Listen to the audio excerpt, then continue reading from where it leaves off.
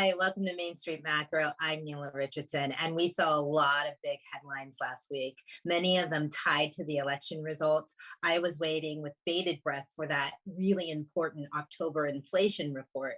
But while I was waiting, I saw some other headlines tied to the tech sector, layoffs, and hiring freezes. So here are three reasons why to keep the latest when it comes to tech and jobs in perspective. Reason number one, though tech had a big moment during the pandemic, its growth has started to slow.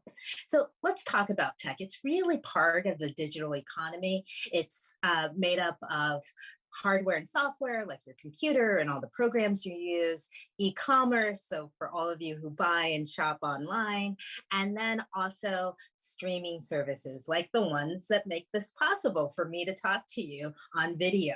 So all that added up together is about 10% of GDP. And during the heart of the pandemic in 2020, when all the other components of the economy tied to services were really suffering, tech rose by 4% year over year compared to a 3.4% decline. Now, there is some evidence that more recently, tech's growth has started to slow. In fact, if you look at e-commerce now, e-commerce sales soared by 50% year over year in 2020. They're now back down to where they were before the pandemic in terms of growth at about 7%. Now, the second thing to keep in perspective is that the tech sector overall is a very small part of the unemployment levels. In fact, tech and the information sector that encompasses it is only 2% of US employment. There are other sectors in the service industry that are way bigger in terms of headcount.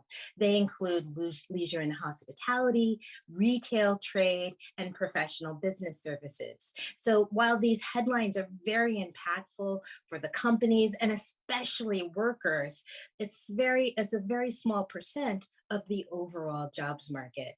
Now, the third perspective to keep in mind is that tech's impact on how we work is so big. I mean, think about it. How many tools do you use on your job every day that have to deal with tech?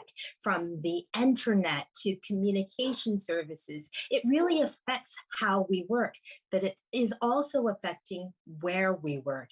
And tech is helping to create this labor market that has less dependence on geographical borders. When workers can work remotely or in hybrid environments, local labor markets are starting to be transformed. And so these are three perspectives. Tech is important to the way we work, but there's another question about tech that I want to answer. Can tech actually lower inflation? Well, that will be the subject of the next Main Street Macro. Thanks for watching this week. For more information on the week ahead, please go to adpri.org.